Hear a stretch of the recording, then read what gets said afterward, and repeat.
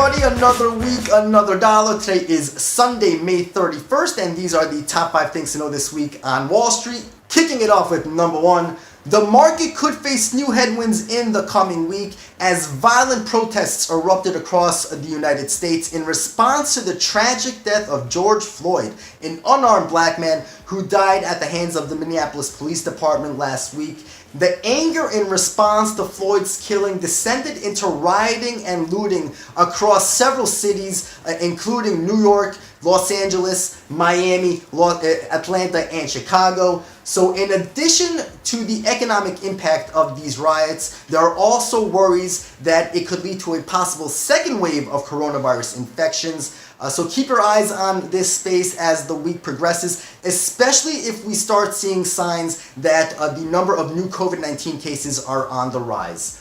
On to number 2, tensions between the United States and China will also remain in focus as investors continue to monitor worsening relations between the two economic superpowers. Even though President Trump on Friday stopped short of threatening Beijing with more trade actions, he did say that the US was ending its preferential treatment of Hong Kong. China, for its part, responded by saying it will retaliate with its own countermeasures, including the possibility of imposing sanctions on the US. So we'll see what China does next. It will be interesting to see if we get a headline from them before markets open on Monday. On to number 3, on the data front, the May jobs report due on Friday will be the highlight on this week's economic calendar.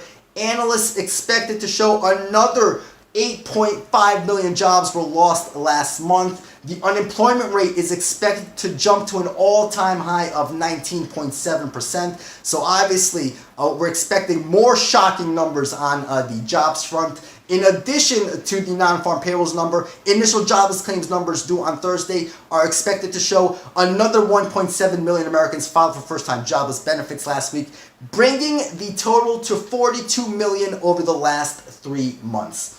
On to number 4, besides the employment reports, we get PMI surveys from the manufacturing and services sectors this week. First up will be the ISM Manufacturing PMI due on Monday. That will be followed by the ISM Services number on Wednesday.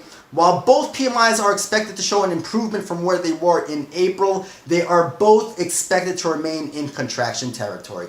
And finally, number 5, there are a few final earnings names reporting results this week. Most of the focus will be on Zoom Video Communications. The stock has been one of the big winners so far in 2020 as stay-at-home measures boosted demand for its services. The stock is up about 160% year to date, so we'll see if there's enough in that report to justify further gains. Other notable tech names reporting results this week include Slack, another stay-at-home name, as well as DocuSign and CrowdStrike. We also get results from Gap, Dick's Sporting Goods, and American Eagle Outfitters. So that's it for me for this week. May the trading gods be with you. Don't forget to head over to YouTube, hit the subscribe button, the like button, and I'll see you tomorrow.